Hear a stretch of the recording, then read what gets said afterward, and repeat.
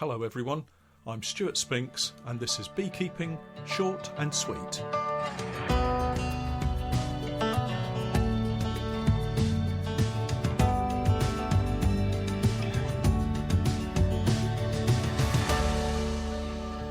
Beekeeping, Short and Sweet, a podcast for the inquisitive beekeeper with a short attention span. A beekeeper, in fact, just like me. So welcome back everybody to my weekly podcast. And my thanks to those of you listening via the Patreon page. I really do appreciate your support. If you're not familiar with Patreon, it's a support page where you can help me create more content by signing up to one of my reward tiers, and in return you gain access to additional content and support from me. These start from as little as $1 per month. I don't charge per video or per podcast, so I believe with the regular quality content that I'm producing, $1 represents excellent value for money. If you've not yet started beekeeping and you're looking for help and assistance, then pop over to my website www.norfolk-honey.co.uk/get started, and I'll do all I can to help out with suggestions and recommendations for you in your beekeeping journey. Again, I'll leave links to the various websites in this week's show notes as usual. Today's topic is our monthly preview for the month, and in May it starts to get really busy. It's a time to be very watchful, however, and we need to keep a close eye both on our bees and also on the weather conditions. Here in the UK, we've had our hottest April day for 70 years, and just a few days ago had a month's worth of rainfall in one day, with temperatures down to single figures again. That's centigrade, of course, and the weather just keeps flip-flopping from hot to cold, and that can have quite a marked effect on your honeybees. The local conditions you face are the single most important factor that you face in your beekeeping decision making. So don't be fooled into following any timings exactly as written down in any of the books that you might be reading or websites that you're seeing, or in fact what I'm telling you here. It's your local conditions that dictate what you should be doing, and if your local conditions aren't right, then wait for a few days and then make another judgment on what you should do.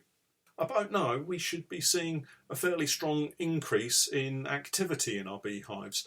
The weather will eventually warm up, I'm sure, and I think this weekend it's due to start warming up into the high teens and low 20s, and the bees will eventually get out and start foraging.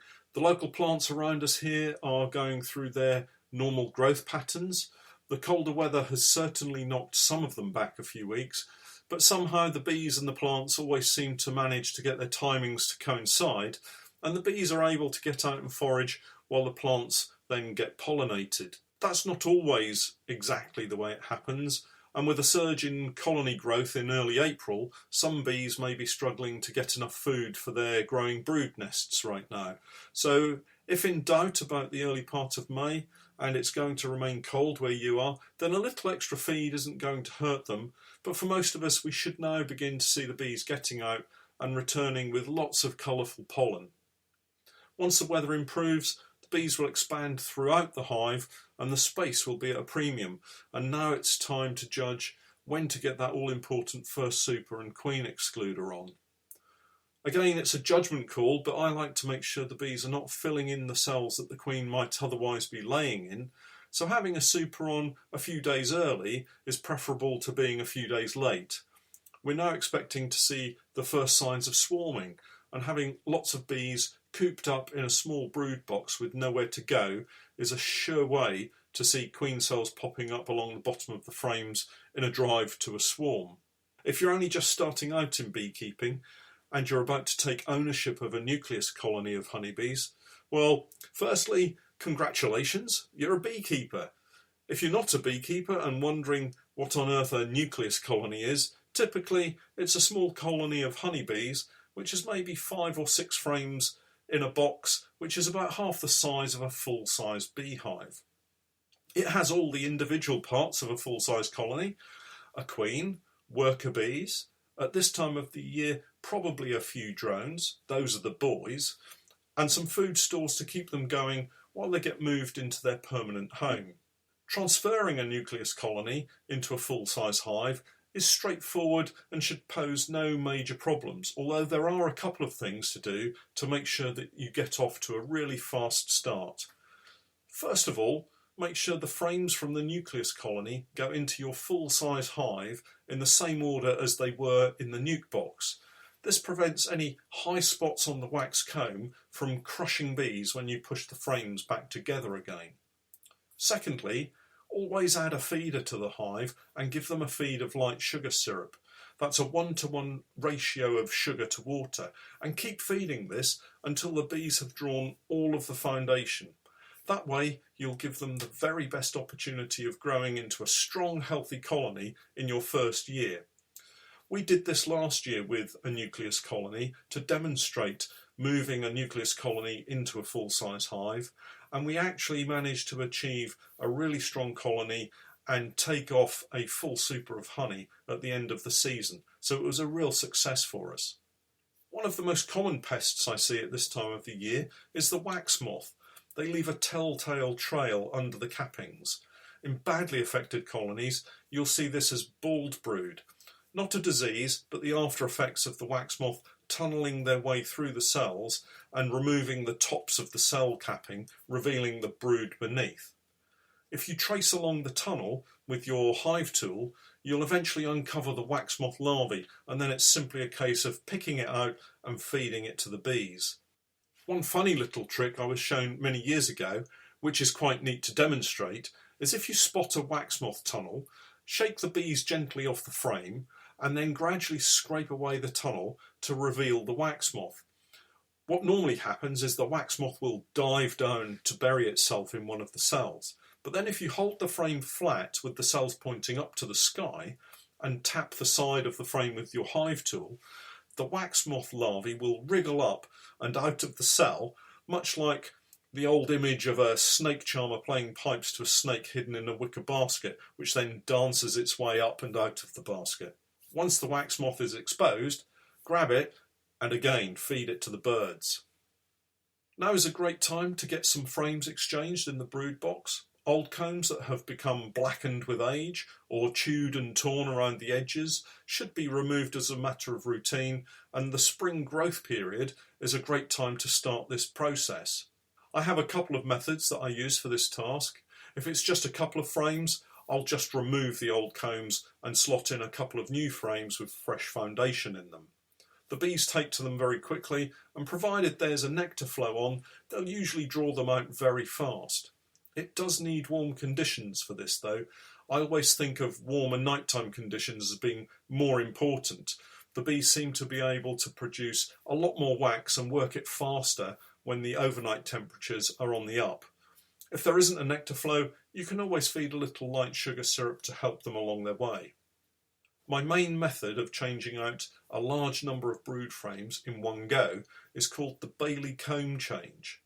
It does require a little more equipment, but it's well worthwhile to give your bees a full box of freshly drawn comb for the new season. The method involves finding the queen and placing her in a new brood box full of frames of foundation. This brood box sits on a Bailey board, which is simply a queen excluder with a wooden frame around it that has an entrance cut into it to allow the bees to gain access to the top brood box without walking over the dirty combs in the bottom brood box. The main lower entrance is closed off, forcing the bees to use that new upper entrance.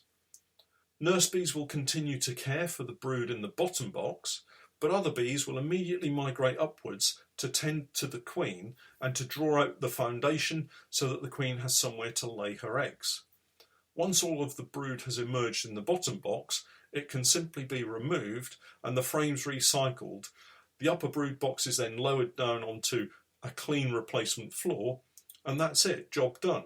The Bailey board is then taken away, given a light clean, and ready to use on another colony.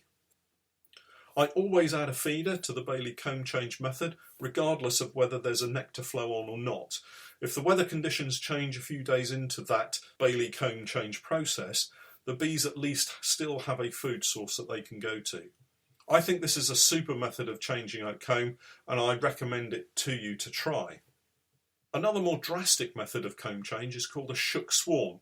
I'm going to demonstrate this method in a YouTube video, so look out for that one on my YouTube channel, the Norfolk Honey Company.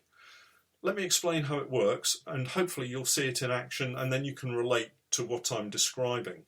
Again, you need additional equipment. In this case, you'll need to start with a clean floor, queen excluder, brood box, a full set of frames with foundation, a clean chrome board, a feeder, and finally the roof. Firstly, move your existing hive to one side and replace it with a new stand, floor, queen excluder and brood box. Notice that the queen excluder goes between the floor and the brood box.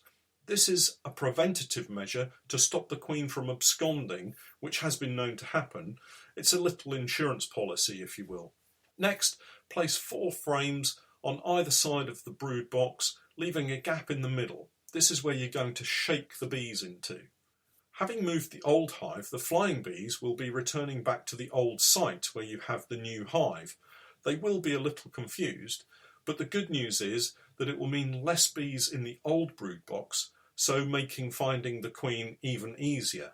Work through the old brood box until you find the queen. Don't assume that she's not on a frame and shake the bees off into the new brood box. She might be hiding somewhere. Once you find her, pop her into a cage to keep her safe. Once you've found the queen, the next job is to shake all the bees off the old frames into that gap in the new brood box. One by one, there's no need to rush, just take your time and be methodical. I lean the old shaken frames against the back of the old stand as I work through the brood box. I then remove the brood box and brush the remaining bees clinging to the side walls into the new box with my fingers. I don't like using bee brushes, they just seem to get bees stuck in them. If you need a brush, just grab a handful of long grass or maybe a few leafy twigs from a hedge to brush them out.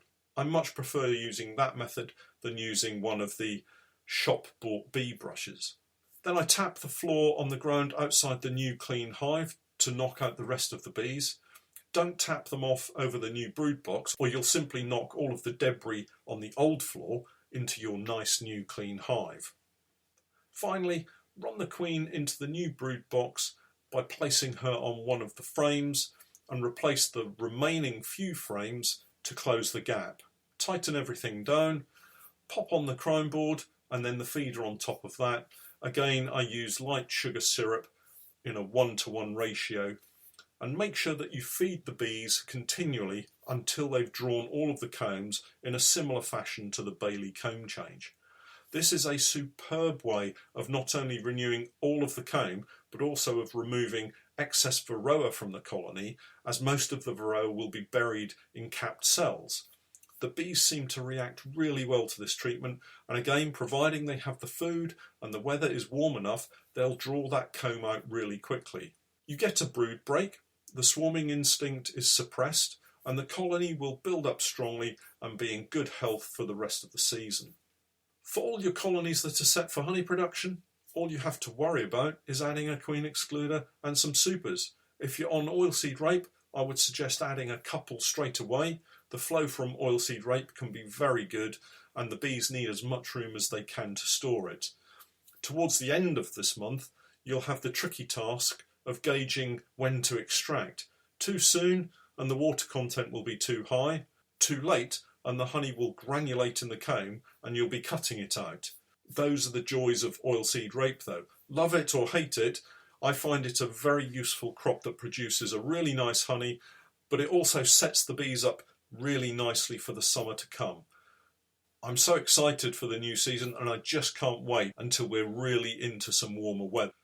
Well, that's it for this week. Thanks for hanging on to the end and good luck with your beekeeping journey. I'll catch up with you all again next week, but for now, I'm Stuart Spinks and that was Beekeeping Short and Sweet.